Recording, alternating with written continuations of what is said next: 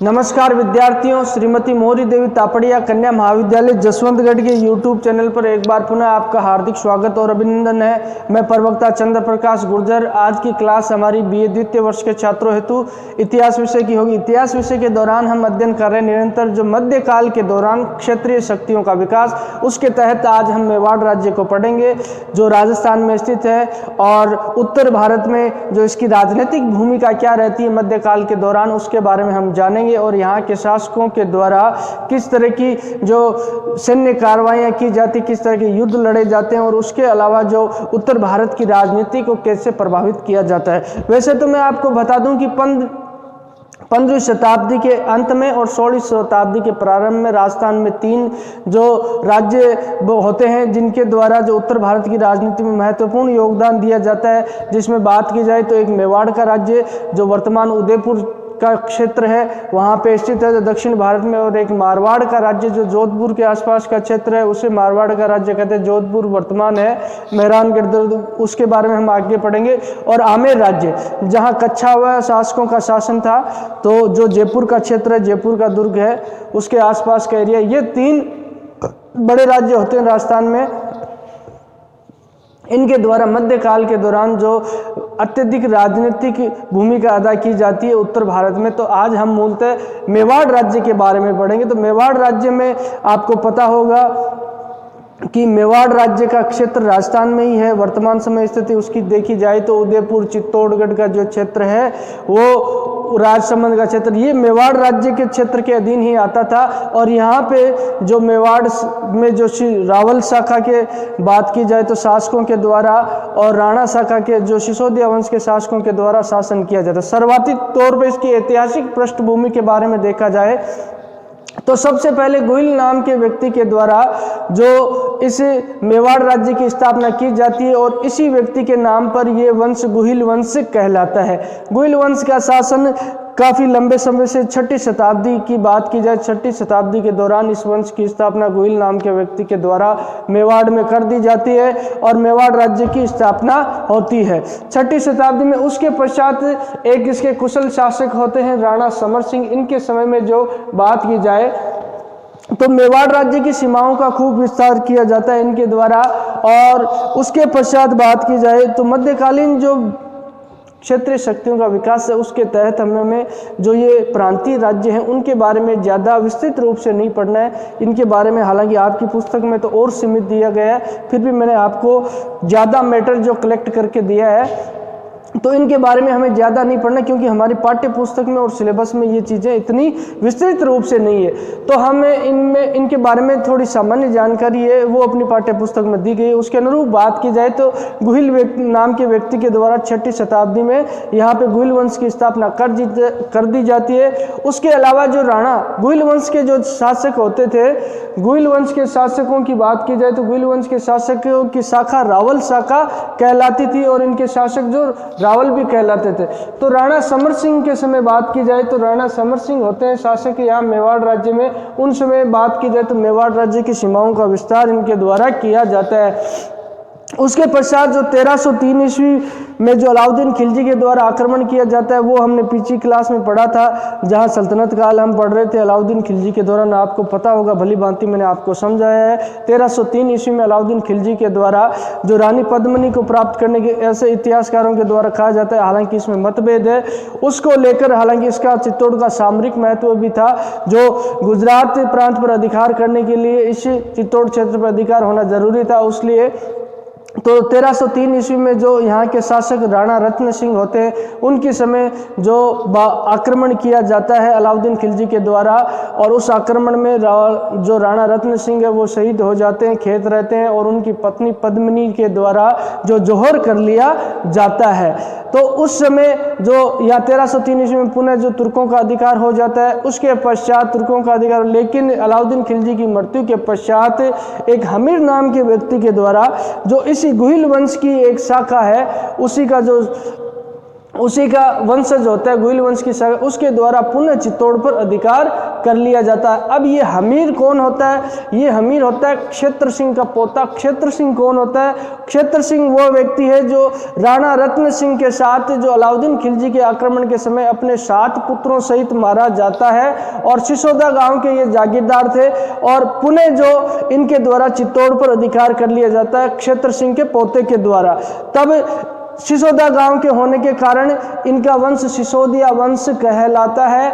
और बात की जाए तो क्षेत्र सिंह का जो पुत्र अजय सिंह, 7 पुत्र तो मारे गए थे, लेकिन दुर्भाग्य से एक पुत्र जिंदा, सौभाग्य से एक पुत्र जिंदा रह जाता है, अजय सिंह। अजय सिंह का पुत्र होता है हमीर। हमीर जो इनका पुत्र होता है अजय सिंह का, और क्षेत्र सिंह का पोता होता है, और पुनः इसके द्वारा चित्तौड़गढ़ दुर्ग पर अधिकार कर लिया जाता है और पुनः गोहिल वंश की स्थापना कर दी जाती है। अब इनके पश्चात बात करें, जब हमीर की मृत्यु के पश्चात इनके उत्तराधिकारी जो इनके पश्चात जो शासक होते हैं, तो 1364 ईस्वी से 1382 ईस्वी तक शासन किया जाता है क्षेत्र सिंह के द्वारा। ये हमीर के पुत्र होते हैं, ये उत्तराधिकारी होती है। इनके बारे में कोई विस्तृत जानकारी यहाँ नहीं मिलती हमें, और हालांकि हमें इतनी विस्तृत रूप से इसमें जो मध्यकालीन भारत है इसमें हमें नहीं पढ़ना है। उनके पश्चात जो क्षेत्र सिंह के पश्चात जो महाराणा लाखा, ये उनके उत्तराधिकारी होते हैं। 1382 ईस्वी से 97 ईस्वी तक शासन इनके द्वारा किया जाता है। और इनके समय में बात की जाए तो यहाँ जावर में जो उदयपुर में चांदी की खान निकल आती है उसकी खोज कर ली जाती है, और मेवाड़ राज्य अत्यधिक समृद्ध हो जाता है। उसके अलावा इनके समय में एक थोड़ी बहुत घटनाएं जो इतिहास में काफ़ी प्रचलित है, वो घटनाएं घटित होती है। महाराणा लाखा के द्वारा अपनी वृद्धावस्था में जो हंसाबाई से विवाह किया जाता है, मारवाड़ की राजकुमारी होती है, लेकिन उनकी शर्त, मारवाड़ के शासकों की शर्त रखी जाती है कि हंसाबाई से जो पुत्र पैदा होगा वही मेवाड़ का शासक बनेगा। इसके लिए जो इनके बड़े पुत्र, बात की जाए महाराणा लाखा के बड़े पुत्र राव चुंडा के द्वारा भीष्म प्रतिज्ञा की जाती है, और उनके द्वारा ये आश्वासन दिया जाता है कि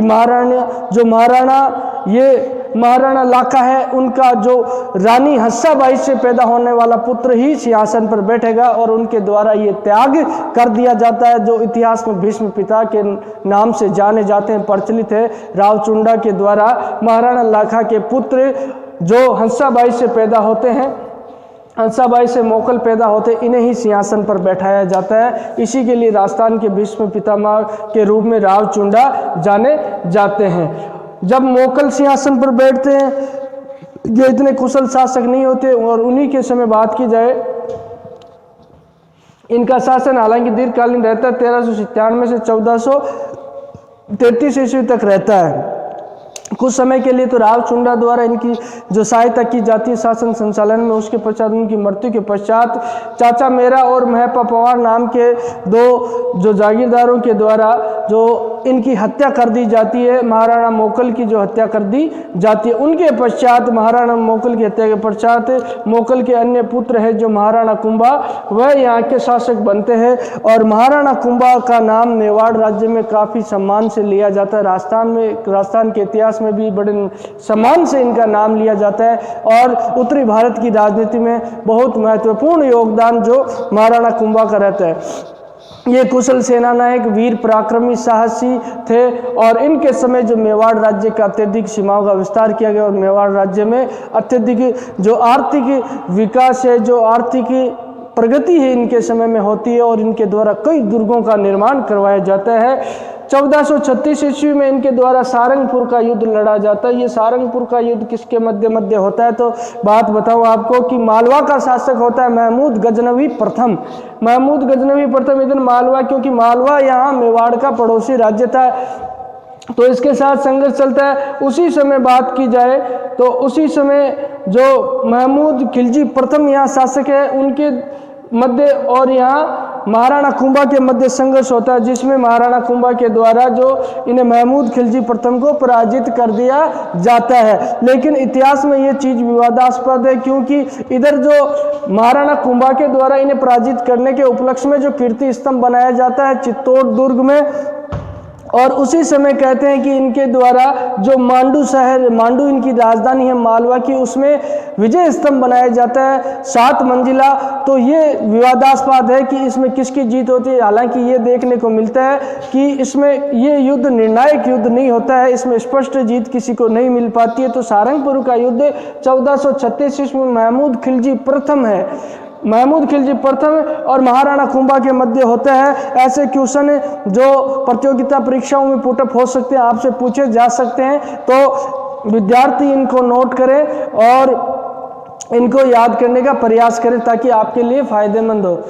तो उसके अलावा बात करते हैं अपन, तो कुंभलगढ़ दुर्ग का निर्माण भी इनके द्वारा करवाया जाता है। कुंभलगढ़ दुर्ग कहाँ पे स्थित है? कुंभलगढ़ दुर्ग है जो राजसमंद में स्थित है, राजसमंद में स्थित है। 1458 ईस्वी में इनके द्वारा निर्माण कर दिया जाता है। श्यामल दास जो इतिहासकार होते हैं राजस्थानी, जो ख्यात के इतिहासकार, इनके द्वारा बताता है कि मेवाड़ में जो 84 दुर्ग निर्मित है उनमें से 32 दुर्गों का निर्माण है जो सिर्फ इन महाराणा कुंभा के द्वारा करवाया जाता है।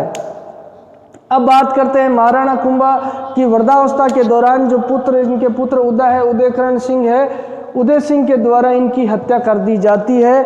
और उसके पश्चात महाराणा कुंभा के पश्चात रायमल शासक बनता है, क्योंकि पितृहंता उदय को जो सैनिकों और सामंतों के द्वारा सिंहासन पर बैठने नहीं दिया जाता। जमींदारों जागीरदारों के 2 वफादार जो होते महाराणा कुंभा के, और उसकी जगह रायमल अन्य पुत्र जो कुंभा का पुत्र, इनको शासक बनाया जाता है।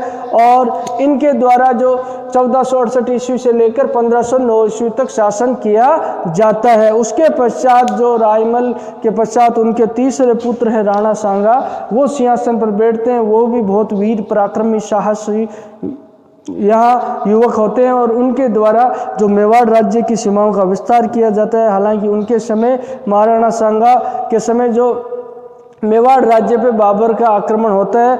और उसी समय बात की जाए तो बाबर का जो आक्रमण होता है, जो इनके मध्य जो खानवा का युद्ध होता है। तो राणा सांगा शासक बनते हैं किसकी मृत्यु के पश्चात? रायमल की मृत्यु के पश्चात। जो इनके उत्तराधिकारी होते हैं, ज्येष्ठ पुत्र न होकर तीसरे पुत्र होते हैं। ये जो इन्हें है इतिहासकारों के द्वारा कई जगह जो अंतिम हिंदू सम्राट भी कहा गया है। और कहते हैं इनके शरीर पर 80 घाव थे, तलवारों के निशान थे, और ये बहुत ही वीर और पराक्रमी योद्धा थे। और इनके द्वारा जो बात की जाए साहित्य में इनकी अच्छी रुचि थी, संगीतकार भी अच्छे थे। इनके द्वारा कई जो सांस्कृतिक उन्नति भी की जाती है। उसके अलावा बात की जाए तो अंतिम हिंदू सम्राट इन्हें कहा जाता है। जो पड़ोसी राज्य गुजरात, मालवा और दिल्ली है, इनके सुल्तानों को इनके द्वारा पराजित किया जाता है। और राणा सांगा के द्वारा लड़े गए युद्धों के बारे में हम चर्चा करेंगे। 1518 ईस्वी में जो खातौली का युद्ध होता है, घटोल युद्ध, जिसे घटोल युद्ध भी कहा जाता है, ये राणा सांगा और इब्राहिम लोदी के मध्य होते हैं। इसमें राणा सांगा विजित होते हैं, इब्राहिम लोदी को इनके द्वारा पराजित कर दिया जाता है 1518 ईस्वी के खातौली के युद्ध में। और 1519 ईस्वी में गागरोन युद्ध इनके द्वारा लड़ा जाता है। महमूद खिलजी द्वितीय होता है। ये वाला प्रथम था जो सारंगपुर का युद्ध लड़ा गया था, कुंभा के मध्य लड़ा गया था। लेकिन ये गागरोन का युद्ध महमूद खिलजी द्वितीय और राणा सांगा के मध्य लड़ा जाता है। इसमें राणा सांगा के द्वारा पुनः महमूद खिलजी को पराजित कर दिया जाता है द्वितीय को। और उसके अलावा 1527 ईस्वी में जो खानवा का युद्ध होता है, विश्व प्रसिद्ध युद्ध है, जो बाबर और राणा सांगा के मध्य होता है। ये बाबर द्वारा आरोप लगाया जाता है कि पानीपत प्रथम युद्ध के दौरान जो राणा सांगा के द्वारा उसे सहायता करने का आश्वासन दिया गया था, लेकिन वह नहीं आया था युद्ध क्षेत्र में। इस वजह से जो बाबर के द्वारा राणा सांगा पर आक्रमण किया जाता है। और इसी युद्ध के दौरान बात करते हैं कि जो राजस्थान के शासकों की, मारवाड़ के राजपूताना के शासकों का प्रतिनिधित्व राणा सांगा ने किया था। राणा सांगा की तरफ से 7 राजा, 9 राव और 104 सरदारों ने युद्ध लड़ा था। कि ये पहली बार हो रहा था कि किसी हिंदू सम्राट के झंडे के नीचे इतने शासकों के द्वारा युद्ध लड़ा गया था, फिर भी इसमें विजय ये हासिल नहीं कर पाते, क्योंकि यहाँ पे राणा सांगा जो ये राणा सांगा के द्वारा तो प्राचीन पद्धति से युद्ध लड़ा जाता है, और यहाँ जो बाबर के द्वारा नई पद्धति जो तोप है उसका प्रयोग किया जाता है, बारूदों का प्रयोग किया जाता है। इस युद्ध में जो इनकी पराजय हो जाती है, और जब इनको पता चलता है युद्ध क्षेत्र से बाहर ले जाने के पश्चात, तो इनके द्वारा पुनः युद्ध क्षेत्र में जाने की जिद की जाती है, लेकिन जो सरदारों के द्वारा इन्हें नहीं जाने दिया जाता। कुछ समय पश्चात उनके द्वारा पुनः युद्ध करने का निर्णय लिया जाता है। उसी वक्त सरदारों के द्वारा 1528 ईस्वी में इन्हें जहर देकर मार दिया जाता है, राणा सांगा को। तो ये जो बात करते हैं, जो मध्यकाल के दौरान जो मेवाड़ राज्य की जो ऐतिहासिक पृष्ठभूमि रहती है, यहाँ पे अमुक शासकों के द्वारा शासन किया जाता है।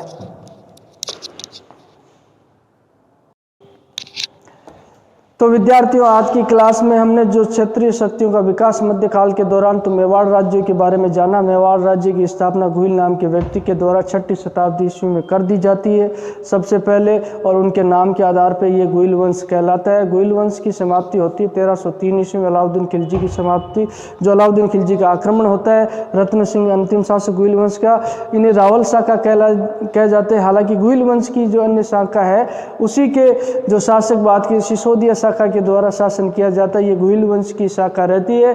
तो उनके शासकों के द्वारा पुनः जो अलाउद्दीन खिलजी की मृत्यु के पश्चात चित्तौड़ पर अधिकार कर लिया जाता है, और कहते हैं कि प्राचीन दुनिया का सबसे प्राचीन कोई वंश है, राजवंश है, वर्तमान समय में ये सिसोदिया वंश ही है जो सबसे प्राचीन वंश है। और इनके शासकों के द्वारा लंबे समय तक मेवाड़ पर शासन किया गया। एक ही क्षेत्र पर इतने लंबे समय तक शासन करने वाला राजवंश ये एकमात्र है जो वर्तमान समय में भी जीवित है। और कई शासक हुए जिनका इतिहास में महत्वपूर्ण योगदान रहा है, और उत्तर की भारत की राजनीति को भी उन्होंने जो काफ़ी प्रभावित किया है, जिसमें राणा कुंभा का नाम ले लो, चाहे आप राणा सांगा का नाम ले लो। राणा सांगा को तो अंतिम हिंदू सम्राट भी इतिहासकारों के द्वारा कहा जाता है। तो बोलिए, यहाँ तक आपको कोई चीज़ समझ में आई नहीं हो, किसी तरह की समस्या हो तो आप शंका हो निसंकोच पूछ सकते हो। उसके अलावा मैं उम्मीद करता हूं कि बेहतर तरीके से आपको समझ में आए, फिर मैंने पूरा एफर्ट लगाया है। इसके अलावा फिर भी आपको कोई चीज़ जिज्ञासा हो, उत्सुकता हो, जो इससे हटकर जाननी हो, तो आप मुझसे पूछ सकते हो निसंकोच। जो शैक्षणिक व्हाट्सएप ग्रुप है प्लेटफॉर्म अपने पास, उसके माध्यम से अपनी बात पहुँचा सकते हो। तो आज की क्लास के लिए बस इतना ही, और सभी विद्यार्थियों का एक बार पुनः बहुत बहुत धन्यवाद।